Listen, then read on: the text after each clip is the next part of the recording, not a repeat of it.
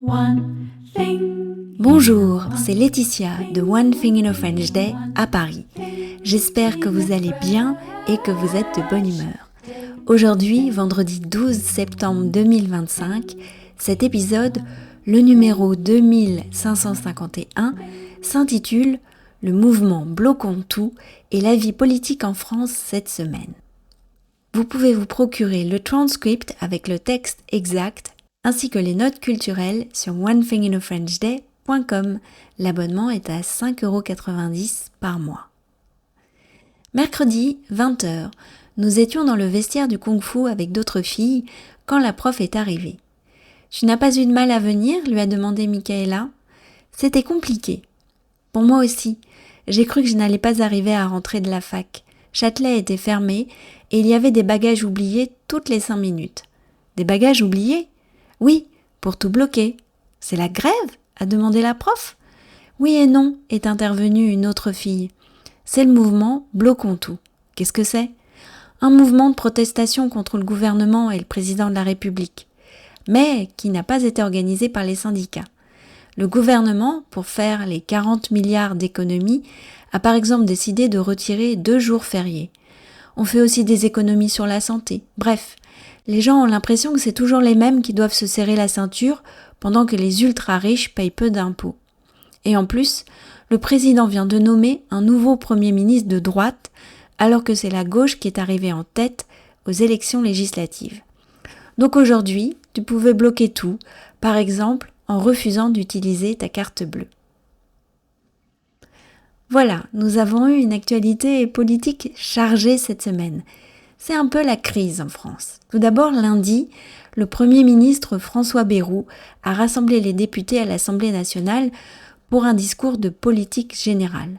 En gros, il s'agissait du budget de la France, les fameux 40 milliards d'économies à faire. Ce discours a été suivi d'un vote de confiance. Les députés votent pour accorder leur confiance au gouvernement sur la politique qu'ils souhaitent mener. On savait que ça serait difficile, même perdu d'avance, qu'il aurait fallu un miracle. Tout cela était commenté à la radio, à la télé, dans la presse, depuis l'annonce du vote. Effectivement, le miracle n'a pas eu lieu. Les députés ont refusé la confiance au gouvernement pour la première fois de la Ve République.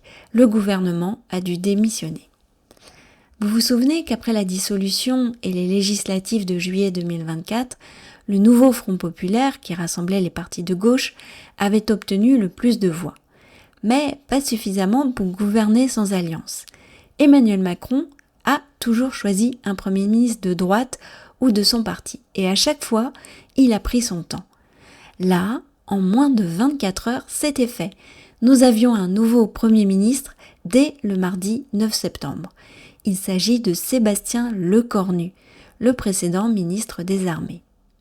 Encore un ministre de droite, se sont offusqués les manifestants mercredi.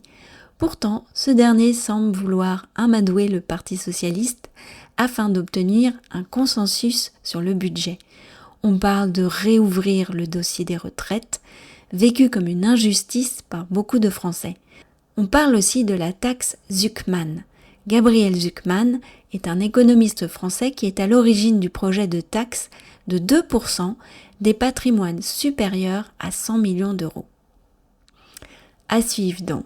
D'ailleurs, cet épisode vous a-t-il plu ? Vous pouvez laisser un commentaire sur votre application de podcast, Spotify, YouTube, Podbean, ou encore un avis général sur ce podcast, par exemple sur Apple Podcasts. N'hésitez pas.